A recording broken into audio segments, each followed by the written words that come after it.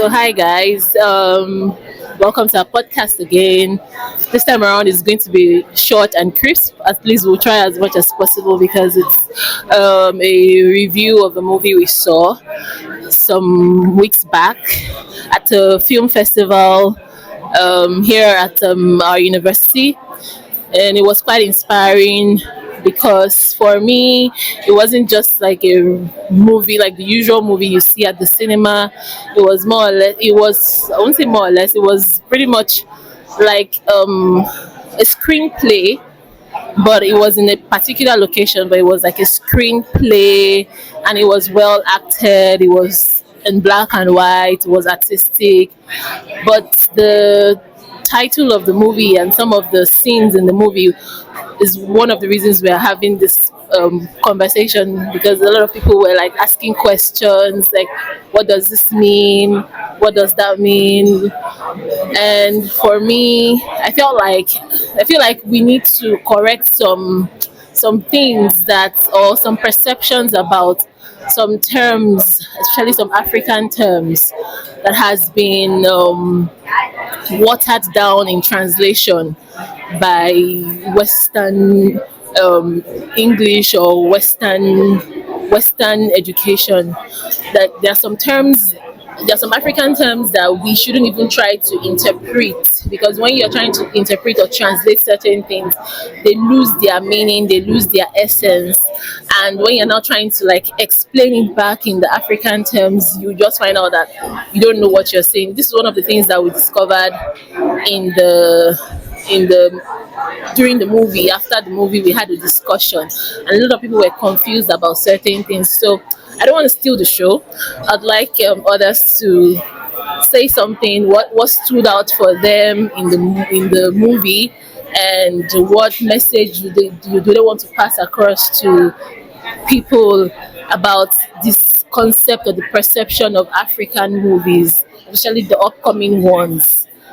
What message do you want to pass across to others? So, Kiswensida, I don't know if you want to go first, or Marie, you want to go first? Yes, I can go first. I would like to say, first of all, thank you for inviting me here. I always watch your podcasts on YouTube, and I am very fascinated by this original idea of having conversation in very important topic in Africa, here in Europe. So I would like to congratulate you for this idea, because we need this kind of spaces to speak together, to connect together, and to see how we can also transform our African societies together. So thank you for that. Now, coming from the film Mami Wata, I was part of the team of the organizing the festival. I was part of the I was part of the team of the selection of the films. So we selected Mami Wata because for me, since I watch many African movies, I would say Mami Wata is a very courageous film. Even if I take the aesthetic part of the film, it is very rare in African cinema to have film shooted in white and black. It That's is, true, yeah. yes. Since I watch African movies, I can identify maybe not more than 3 or 4 movies shooted by African director, only in white and black. And the one I can identify were shooted during 1917, 1916, so just after Africa's independence, so at the beginning of cinema in Africa. So now having this kind of film aesthetic in 2023, I would say congratulations to the director, because it is very courageous for him. So that was the first point. And the thing is that if you remember very well, most of the film is shooted during the night, and that is a very big challenge for a filmmaker to have to shoot in the night and to shoot in white and black. So this film, only for this aspect, this aesthetic aspect, is an original film in African movie. That is the first thing. The second thing is the accessoire. So you have this African, yes, They are the markings, right? yes, you have this African hair.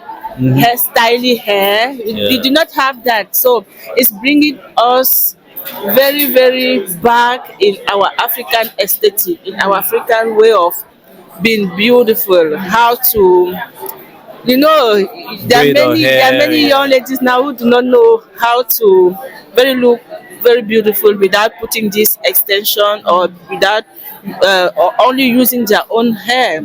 So this is Africans' way of being beauty. You see, all the actresses in the movies were so beautiful.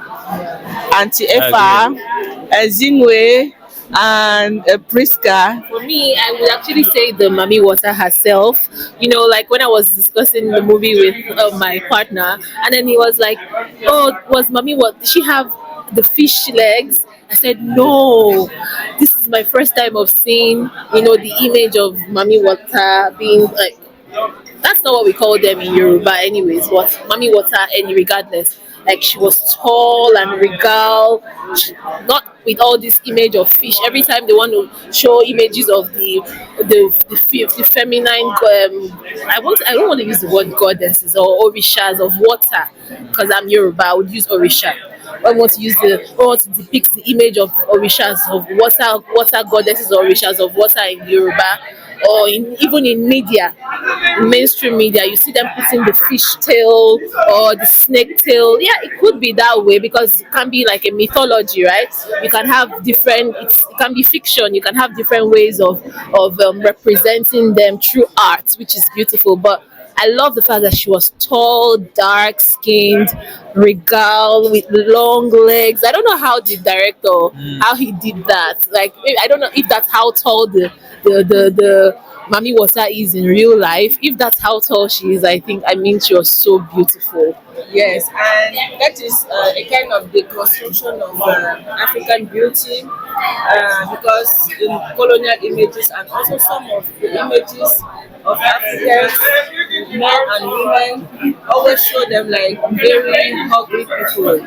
And now you have this movie challenges and deconstruct this way of showing African with, you have all the African women and also men beauty in their own environment and with their own accessories. Exactly. Yes, and Exactly. that for us young ladies, that can be a kind of thought if you are looking how to look nice in our Africanities. That is a very good lesson. So I agree. maybe for the aesthetic. Yeah, I agree for that, for the aesthetics. How about you, Kiswantida? I mean, for me, I wanted to talk about the movie under a spiritual lens. And the thing that I told her before prior to this podcast that this movie felt more like it came from having very deep spiritual insights, because the way he realized the movie, um, it felt like it didn't came from just reading some books, or you know it felt like he have seen it in a dream. But you mentioned, you said that Yeah, you yeah, had a vision. That yeah. was a vision, actually. And also because he shot it in Benin, and he shot it during the Voodoo Festival, and to he said also in that video before the movie that he had to consult the ancestor and ask them permission to shoot the movie and to represent them well, so the movie can be a success. And for me, this is a testament of how this movie spirituality also transcend beyond the media, because for a mind that is aware of the the message that it conveys, one can actually feel that the movies is speaking to them. And for maybe the person who has kind of an idea of what Mami Wata is about can start having some, oh, okay, now I get it. So for me, it's a movie that is very insightful, especially for African people and people that are, into Ifa, Yoruba, Not just Ifa or but Yoruba. Ifa or is not, for me. Ifa is not the only cosmology but or traditional. Ifa is not the only way or method of explaining phenomenons or spirituality or whatsoever in Africa. It's so grand. Like I remember you mentioned you come from Cameroon, and there is a term for Mami Wata Yeah. in where you come from, and you also coming from Burkina Faso. There is probably a term for this. So it's not just the Ifa way of explaining this thing, but it's just the depiction, the because most of our media, especially coming from the African perspective, most of our media has been influx of Western media, right? Our movies, our music. It's like And I will also like add to that even the movies that we do, continue. like even the movies that we do, the way it portrays African spirituality is very bad sometimes. For example, and like I was a child, I watched a lot of Nollywood Nigerian movies, and you know when you want to backstab other people, or you want to empower yourself, or you want to hex someone, you go and you do juju, you use these quote unquote dark magic, which gave African spirituality a bad reputation. So we also have to put also accountability and the movies, like the African movies that also display their spirituality, because most of the time we're not giving a good image to our Like spirituality. when I represent. So this movie also did a great job in showing um like because in the movie it was happening in a village, and the villagers were giving their goods and the resources to the intermediate, so she can pray to Mami Wata to assure longevity to the village. So this is very noble, and for me, what it's about time that you know us as African movie makers, we show our culture, what we have to offer culturally, aesthetically, and also spiritually, so people will have a greater understanding of what Africa is about, you know. So yeah. I think I need to pass this particular one because I'm not sure if this one is. Yeah, maybe to go in your way, I would like to say that when you watch a movie, it's always good to concentrate on the first image of the movie and the last image of the movie. That is the movie. If you watch the two, I'm sure that you will have the real idea of the movie. And coming to Mami Wata, the first image was a young girl, Wata, and a young girl going and sacrifice herself to Mami Wata. And that is the idea we had of this tradition, this religion. But that is a very false idea, because at the end, a young girl wanted the Zingwe wanted to go and give herself to Mami Wata, but the Mami Wata said stop, No. do not do that. That's interesting because Do not do that. what we've been made to believe about African fetish or voodoo practice is that it's human sacrifice, right? So the fact that the Mami Water was not taking her, like, no, I don't, it's your preservation is more important to me than your death. What am I going to gain if I take you? You are my child, right? So I would rather have you on earth thriving That's also one. That's I didn't even think about that, but that's also a beautiful depiction, or the beautiful acting, actually, I would say, because like you said, the way African movies have been portrayed in the media, as even by us Africans, we've portrayed it as something because you don't understand it. So how do you expect yourself, or how are you even expected to display or explain something you don't understand? And one thing I am beginning to understand or realize with human beings or human behavior is that we are quick to criticizing or demonizing the things we don't understand. And when you don't understand something, instead of you to seek to know that thing, or seek to know why that thing is that way, or seeking to understand it, you'd rather stay from afar and point fingers and give it some kind of labels. So for me, that's also interesting. And that is a very, very colonial heritage. Exactly. Because when whites came, they didn't understand nothing about our culture, about our traditions, and they just said barbarian traditions. Savages. Yes, savages tradition, barbarian religions. How can you cut people head? How can you bury people alive with deaf people? But they didn't go through inside to understand what can that mean, or if that is all even the better way of doing this. Maybe people has mixed in, and even maybe people do not even practice things like Right way that should be exactly. You practiced. see, with Mami Wata, because I heard that a lot, that they sacrifice life to Mami Wata. The Mami Wata is feeding herself with blood of young ladies. That is what the people spread as news, just to diabolize a person religion, a person culture. So now in the movie you have this deconstruction of this Image, or this visualization or interpretation. yes, because we will know, for example, that in because people of the sea are the people who have the religion of behaving of the god of the water, because they live just through the water. The one who live through the forest, near the forest, they will believe of the god of the forest. So your religion is very, very linked to where you, yes, exactly. So in Cameroon, you have people living near the sea who are very connected with the religion of believing on Jengu, Mami Wata, and we not coming from this part of Cameroon.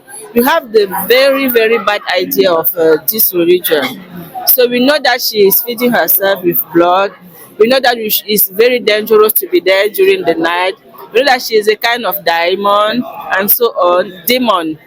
Yes, yes. That's So what you were taught. exactly, that is the social idea of that. But now when you watch the movie, the first image I was like, okay, so everything that they gave me as information about this Mami Wata is true. How can she accept that young ladies just went and die and sacrifice themselves for her? But at the end of the movie, you have the real um behavior of Mami Wata, how she can protect people, how she can preserve people life, and that is very. It is not different of Western religion. It's the same thing. Jesus is there to protect people. God is there to protect people. So it's the same thing. I don't know why some should be demonized, diabolized, and the others should be glorified and Let celebrated. me contribute to that. If you don't, like I said, if I am selling my market, or if I'm trying to tell you to buy something, you don't expect me to demonize what I'm selling to you. I want you to patronize me, and so I will tell you, I will depict it in a good image, even whether it's beneficial to me or not. I mean, it's until maybe when I'm done buying it and I get home and I realize that, oh, I actually didn't need this thing because I have something similar to this at home. So that's what I would use as this example. Africans had their way of communing with with divinity, with the creator. We had our different methods, we had our names for these things. Like we respected nature in all its divinity. We honored everything. We even the ants, the birds, they have the roles they play. in our social life, and even in our culture, in our cosmology. Like, so it's everything about African spirituality, or Africa is not only about religion. Religion should not be the only focus of things. We have philosophy in it, we have medicine in it, we have education in it. We have, it's so vast and so broad that we have shortchanged ourselves from exploring or experiencing this rich aspect of our of, I won't say culture, because some cultures can also be backwards. Exactly, that word, identity. For some cultures can be backwards, and the reason Western culture has been able to evolve through times and seasons is because they have gone through rigorous process of learning and unlearning, whereas African culture has not been given the opportunity to go through that process of, evolution, deconstruction. Like, okay, let's scatter it again. This is not working for us. How can we do it better? What can work? How, we have not had the opportunity to explore that aspect of our cultural practices or even our cosmology. We've been practicing, the Western ways, Western methods, and we are giving it so much PR, so much. We've given it so much influence. It has even become our identities that we It's not even influence. It's not even influence. Like, there's this part of belief that in order to feel like you're like, it's that need of validation from the Western sphere. Like, a good movie is only a good movie when it's made in Hollywood or whatever. A good music is a good music when it's made in the US. Like, even like a good musical ceremony is only good when it's coming from America, like the Grammy Awards. Um, there was recently this Grammy Awards scandal about Tila winning the Grammy Award and Nigerian artists not winning, and people were talking about it. There's this concept that is really easy to grasp. If you're trying to join a table and people don't want you, make your own table. And I think in order to have this plan of action, you have to know who you are first. And that's the missing ingredient. When you don't know who you are, you tend to expect everything to be done for you. You expect value to be external, but not coming from where you come from. And for me, that's the beauty of this movie. It's that it reinforces your African identity. Like, there's nothing. The only European thing about that movie is, spoiler alert, the guns. right. And I loved how that part was also played, because it showed that it was a white man or a white person that brought the guns. Even though they could fight, we didn't even know that, Zingwe and others, they were trained to fight up until when it was time for them to face opposition. So it's not like they didn't know how to protect or defend themselves before they were introduced to guns. So when I don't want to spoiler alert, I don't want to spoil the movie. It's a really beautiful movie, and I don't know when it's going to be out there in the public for everyone to view it. It was during a film festival we saw it, and I'm hoping that, like he said, that it was difficult for him to get it across through the Nigerian broadcasting commissions, because some powers that be did not allow the movie to enter into the market. I guess they have the kind of movies that they want to be played. The movie that make people. Whatever what's that word called now, their requirements are for movies. They already have a preset requirement for movies. That's on them. But I love that he used another agency, another method to make the movies known. And if we didn't see this movie, we wouldn't be talking about it right now, which is something beautiful. Like, it's courageous of the director. I like, when I was watching it, I was like, this guy, I would love to work with him sometime. Like, this is so, I would like to have a conversation with him. So I love the fact that he was able to portray that aspect of the guns being introduced by a white person, and then eventually, they could fight, they could defend, they had their methods of defending themselves. They don't just use it unnecessarily, because it's energy, right? You don't resort to violence every time. It's only maybe last resort for self-defense. So they used their own methods that they knew before as a method of defending themselves. They don't fight. They were living peacefully before they were introduced to foreign methods. It was until when guns were introduced to them that they now saw the need to, okay, I'm being attacked. Now I have to defend myself, which is how it's supposed to be.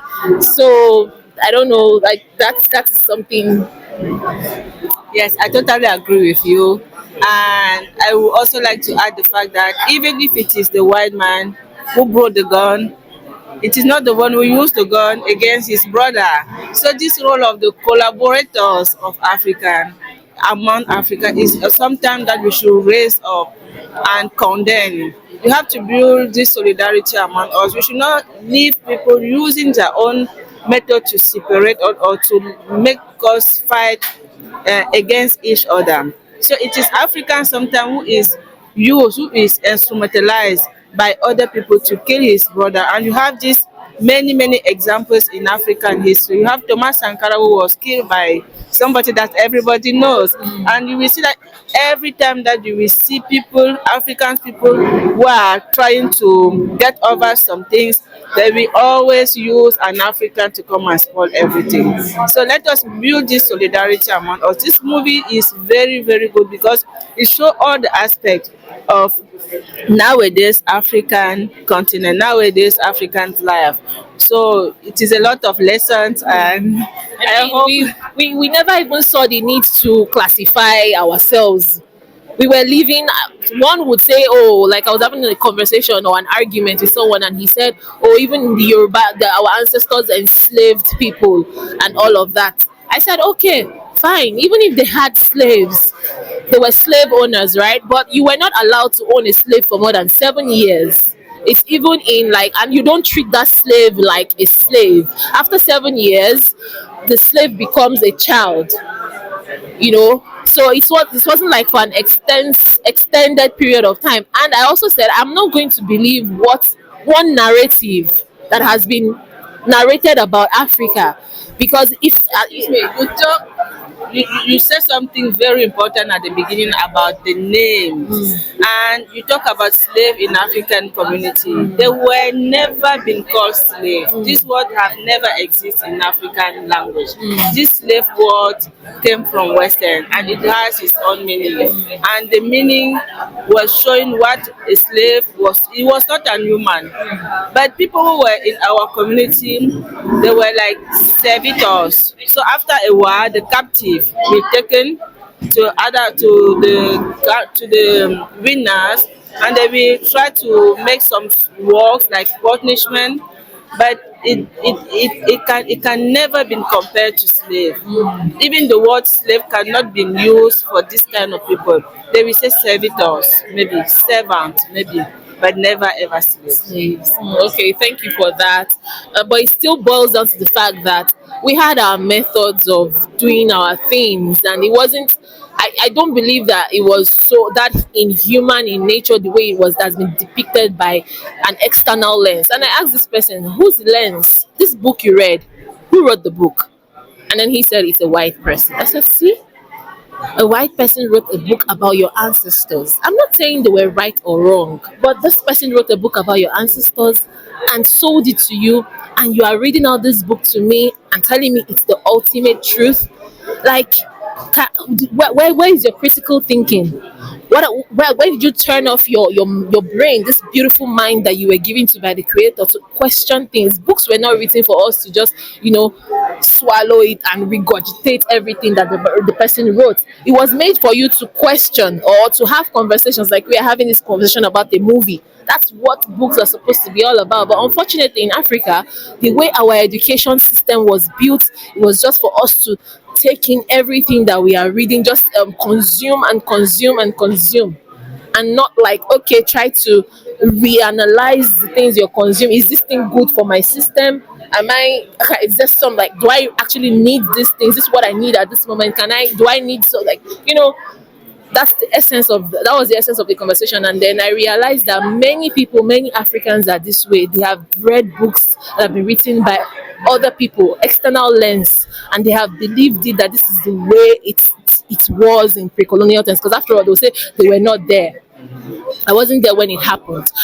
It was people that were there, the missionaries or the anthropologists of those time that had all these things into put them into record for us. But the question we should be asking is, why were they so interested in all this part of our history that they were putting it into record for us? Because they say, oh, African history has not been documented. It's just mostly oral.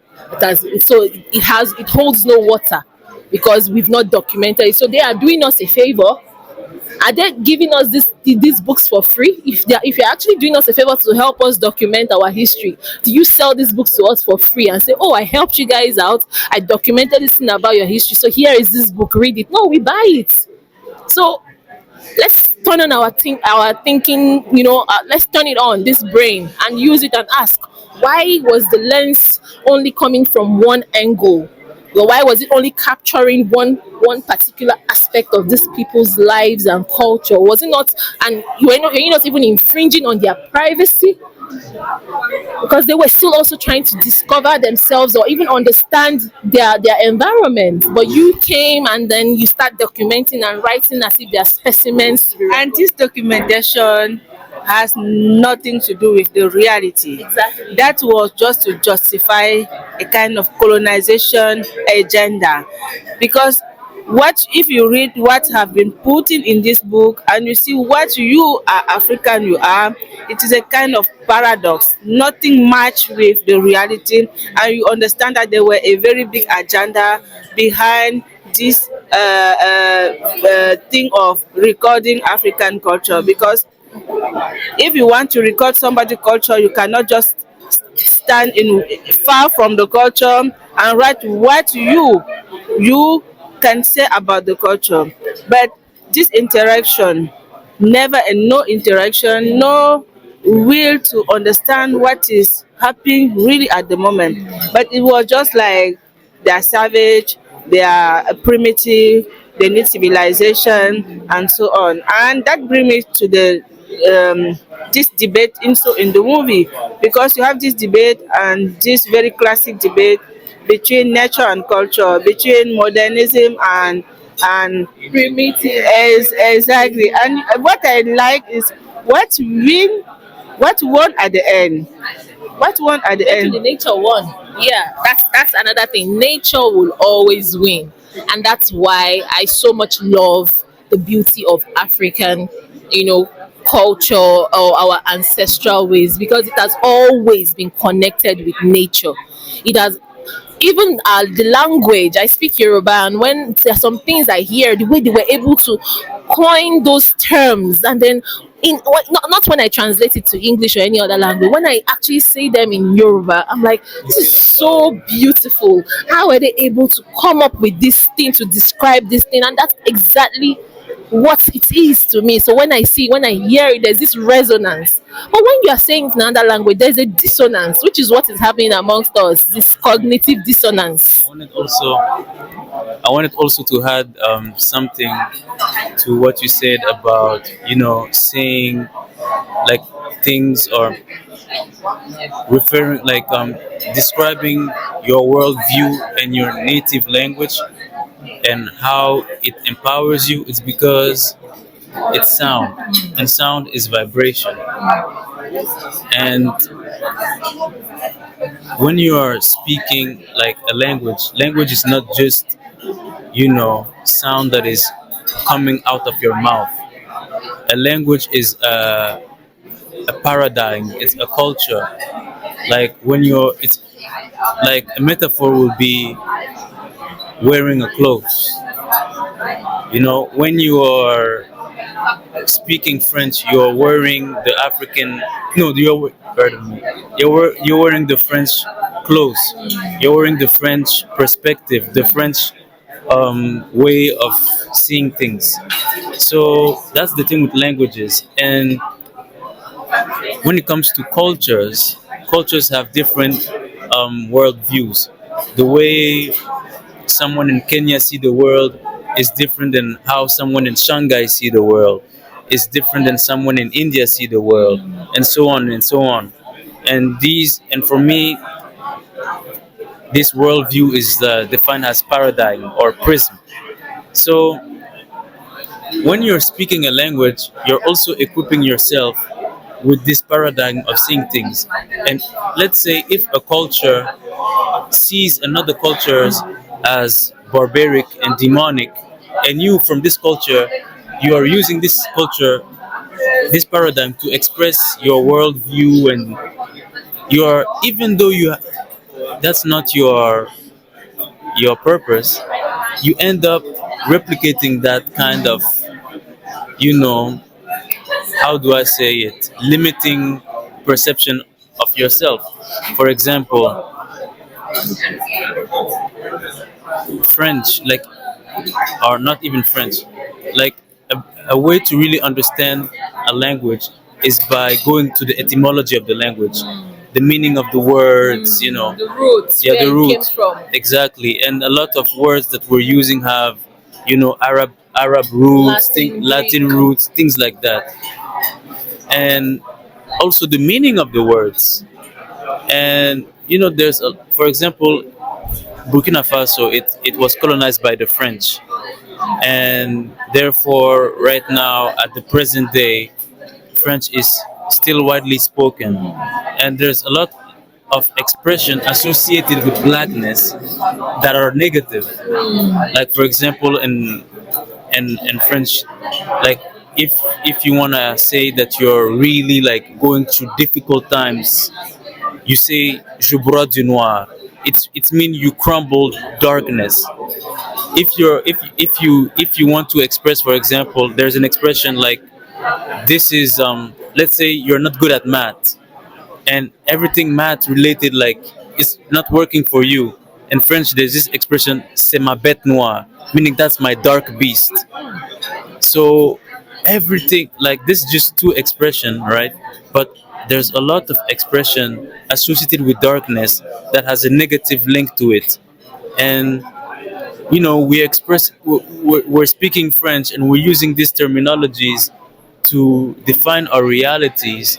But the thing is, for the person who's not self-aware, is that these vibration really contributes to lower your frequency, Or even your state of being. identify with Yeah, the way you see yourself as a yeah, human being. So if the language you speak is even dehumanizing you, you don't see yourself as a human being or as someone that is deserving of being on earth.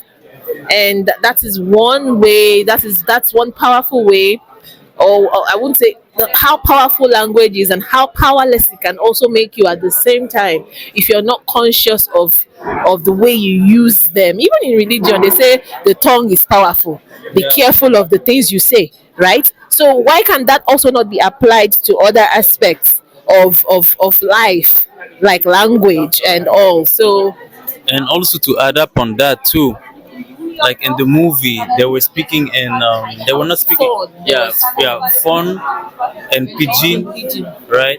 And for me, that's also a way how it felt authentic. It didn't need, like, in order to get mainstream attention, it didn't need to be spoken in English, because that's what they do in Hollywood. Like, I mean, you see these historical movies happening in, I don't know, like Asia or Africa, and somehow the people speak English, even though it's just, in a period that happened like way before European intervention. Like, so it's just another argument of how speaking your native tongue also adds up to you sounding more authentic and real and true to yourself. Because when you're speaking a foreign language, like right now I'm speaking English, and I'm not expressing my Africanity to the fullest. Well, I was going to mention that we are having this podcast in English, and one would say, "Oh, if we all were speaking our individual native tongues, nobody would understand what we are saying, right?" Because one, you're from Cameroon, I'm from Nigeria, he's from Burkina Faso. We all speak different languages. So one would say that the introduction of English and French or Portuguese or Spanish into the African lingua was doing us a favor, so we could have like a common language, this universality, and like why should that be the accepted way? Why should other people also not learn the African language to be able to understand us better? And you can't learn a language in 1 year or in 6 months or in 2 months. You have to actually live with these people, understand the etymology behind these words. The same way we understand the etymologies behind certain English or French words, and we know that they have Latin or Greek origin.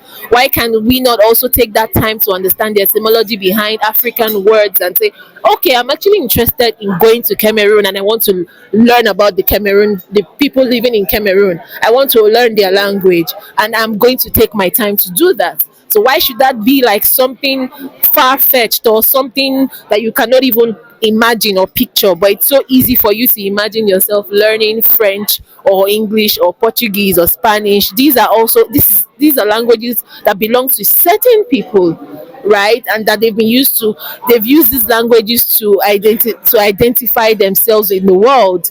And we are now like taking on these identities as ours. Nobody says you shouldn't learn any language. You should just be voluntary out of your free will, your decision. That I feel like learning a new language. Maybe now it's fun, or maybe now it's whatever language that you feel like learning, and you actually take the active steps towards learning that. Nobody will force you to do it, and that way you would have a deeper understanding of that language because it was willing, compared to if it were forced on you, imposed on you, and now you cannot even imagine your world or your life without that language. I don't know if we have anything to contribute about that. I think the thematic of the language is a very important thematic. In Cameroon, for example, we have 250 ethnic groups. That means also 215 mother languages. So you can see like it could be difficult to learn 250 languages, but we can choose one. We can choose one language as they have chosen French and English, and teach this language to all the Cameroonians so that it can be our national language. And I really like the spread of Swahili and Bambara among Africa. And my wish, East Africans actually.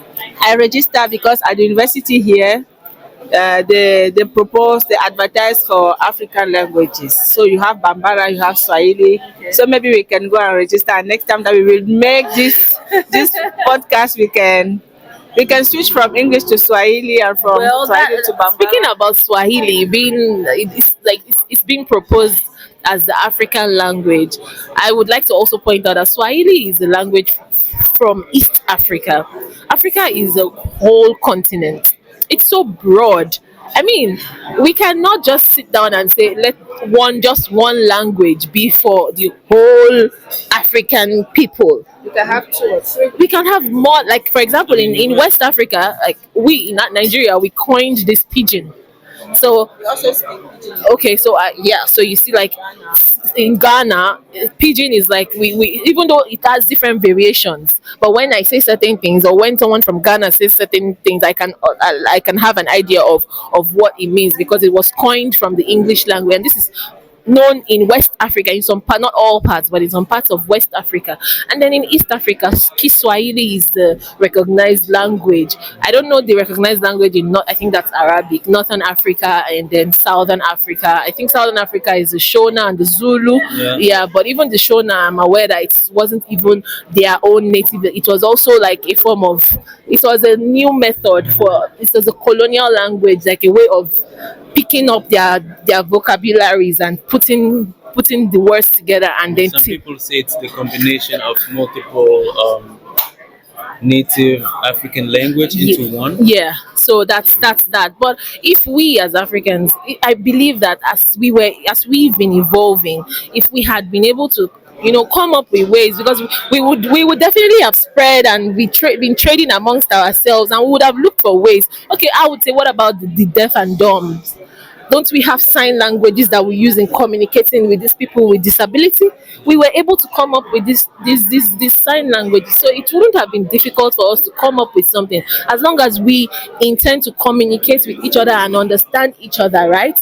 Human beings are innovative. That's how beautiful the human mind is. We would have come up with something, and not something that was, imposed on us by foreign ideologies, or people that didn't understand our uniqueness, and then they just taught us their own ways and left us to figure ourselves out. And now look at us having this conversation, and it's crazy. You want to say something? I mean, the thing is, like, we came up with many things actually, more than, and I'm not saying that from a high horse, but for those Continue. who are skeptics, is like, if you read the works of Sheikh Anta Diop, he was a Senegalese historian and anthropologist. If you read the works of Ivan van Sertima, if you read the works of Chancellor Williams, The Destruction of Black Civilization, Stolen Legacies, and if you really like engage yourself into the work of brilliant African scholars relating from an unbiased lens African history, then you will see that we have done so much and we have contributed so much to world history and human civilization. So we have always innovated. Like, there's, I mean, there's not an innovative people as much as African. Oh, we always find ways to innovate. You see that in every human discipline: music, science, athleticism, arts, literature. For me, it's about having a platform that really awakened the giant within. Because when I look at my country and a lot of African countries, the youth are constituting like the majority. We have a very young population, a very young population. You look around, you see very young, Agile. agile people with a lot of energy in the brain. It's just that this energy is not well invested Misdirected. because they don't like they're not dreaming, oh, I can be this great guy, I can do this. It's in order to really make people dream. Like, for me, Mami Wata, for example, is a it's more than a movie. It's like an education, because me too, I didn't know much about Mami Wata before, unless that she was, this water spirit. Like, she was a woman associated with water, and there's, for me, like, there were the side of people saying she's a bad water spirit. There was side saying she's a good water spirit. So I was like just waiting. I didn't know where which source to rely on, and this movie was a source that revealed to me that uh, a more uplifting and more noble image of her character. I think we need to round this up. Like, Yeah. we actually need to round this up. Let Marie say something, and then we'll just wrap it up because it's going to be long. Yeah. Yeah, what can I say at the end? Just to say thank you for inviting me, and that I really enjoyed the conversation. Also, thank you for And being here. that Thank you for your time. I advertise for Mami Wata now and ask all the Africans to watch that movie because it speaks about very, very important things: African identity, African nowadays debate, African society transformation, African society deconstruction, and so many topics. So don't feel if you have the opportunity to watch the movie, just run to the cinema and watch it. Oh, is it showing in the cinemas? It will be in Nuremberg this month, Okay. but maybe I don't know I how mean, what is the back at home in programmation in Africa. Africa. Maybe we will speak again with the director who is Fiery Obasi because you didn't say his name. Yeah. Fiery Obasi. Okay, I know it's Oge Fiery Obasi. Obasi, a Mhm. very good Nigerian filmmaker, and I think it is his fourth long metrage. So he is very experienced Nigerian movie, so we can understand why Mami Wata is so beautiful and has a lot of success. And also my last point, because Obasi told that he got a vision and he follows his vision. So we should always follow our vision and not always say no, that was dream, that doesn't have no link with the reality. We should look very careful on our dream and see how they can be connect with the reality. So thank you so Thank much. you so much for that. Like following your visions, we had this vision to start a podcast, and look at us now. We're having a conversation with Marie talking about Mami Wata, and we don't know where the vision is going to take us to, but we follow the vision. We are following the vision, and that's one beautiful thing. I don't know if Oge Obasi is watching us. I so much love the movie. It's beautiful. It's a beautiful work of art, and I hope that you would give us more of that. And we hope to work with you as well. I don't know in whatever way or form, but we are willing to collaborate with you. And we will always speak about the movie. Thank you so much, guys. I remain Judy, and until next time again, bye. Peace, peace, peace, peace.